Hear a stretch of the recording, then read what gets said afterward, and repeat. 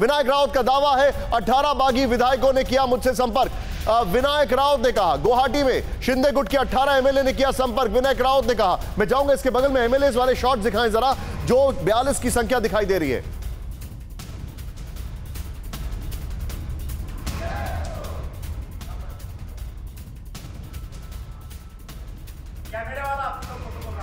सुमेरा के पास, सुमेरा ये एक नई कहानी बन रही है वहां पर, वहां के लोग इनके संपर्क में, क्या इंफॉर्मेशन है?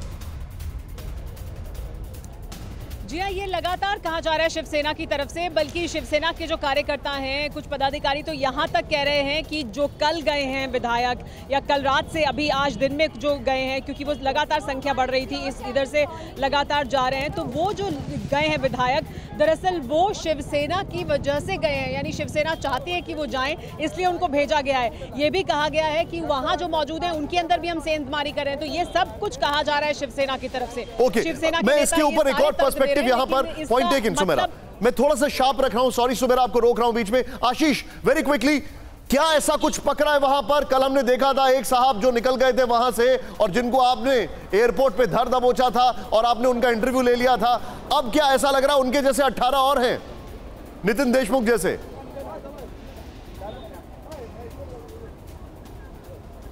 इसकी कॉन्फर्मेशन नहीं है और इसीलिए वो पुलिस लगाई गई यहाँ पर, ताकि हम ये दिखाइए जरा, पता नहीं कर पाए। जो हमने कल नितिन देशमुख के साथ में पता किया था वो एयरपोर्ट टर्मिनल पे किया था। एक और बात बताना चाहूँगा, जो एक फीलर्स आ रहे हैं, 2 एमएलएज होटल से बाहर अभी निकले हैं। वो कहाँ गए हैं? क्या वो मुंबई जाएंगे वापस? क्या वो वापस जा रहे हैं शिवसेना की तरफ, या फिर कुछ और एमएलएज को या फिर एमपीज को कांटेक्ट कर रहे हैं? ये अभी तक साफ नहीं हो पाया है, लेकिन हम आपको बता दें कि 2 एमएलएज अभी होटल से बाहर निकल गए हैं। लगभग 20-25 मिनट हो गया और वो कौन से एमएलएज हैं, कहाँ गए हैं, ये अभी तक पता नहीं लग पा रहा है। ओहो, ये तो आपने बड़ा चिंताजनक खबर एकनाथ शिंदे के लिए बता दी है। इस सब के बीच अभिषेक की सुपर एक्सक्लूसिव रिपोर्ट, जिसको बाकी सारे चैनल्स ने कॉपी किया।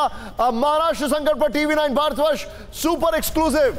टीवी9 पर विधानसभा के deputy speaker Narhari Zirwal, deputy speaker ने कहा शिंदे के दावे पर यकीन नहीं। प्ले ऑन करें।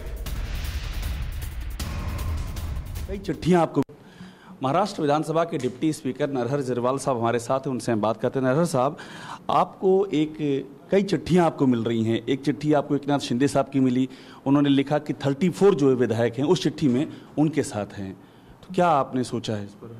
है अभी उसके ऊपर थोड़ा क्या क्या कानून में कैसा है क्या, ये देख के अभी वो बोलते हैं, लेकिन उसमें ऐसा ही लगता है वो देशमुख करके जो है वो तो अभी घर पे है। नितिन देशमुख की बात कर रहे हैं?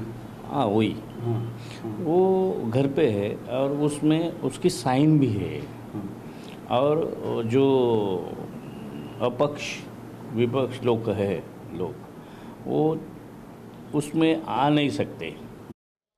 अब पार्टी का दावा क्या कहता है कानून, ये देखना बहुत जरूरी है। क्विकली आइए, उसके बाद मैं शीतल सर के पास जाऊंगा। यहां पर ये देखें, बागी गुट ईसी से शिवसेना के चुनाव चिन्ह, झंडे और नाम पर दावा कर सकते हैं। नंबर 1, बागी आयोग का रुख करेंगे तो ठाकरे ग्रुप को भी आयोग पर में दस्तक देनी होगी। ईसी दोनों पक्षों की दलीलों पर गौर करने के बाद फैसला सुनाएगा। ईसी ही पार्टियों के अंदरूनी आपसी विवाद सुलझाने वाली संस्था है, यानी इलेक्शन कमीशन। इलेक्शन कमीशन समर्थक एमएलए और पार्टी पदाधिकारियों की संख्या के आधार पर फैसला लेगा। बहुमत वाले गुट को पार्टी का चुनाव चिन्ह, झंडा और पार्टी का नाम मिलेगा।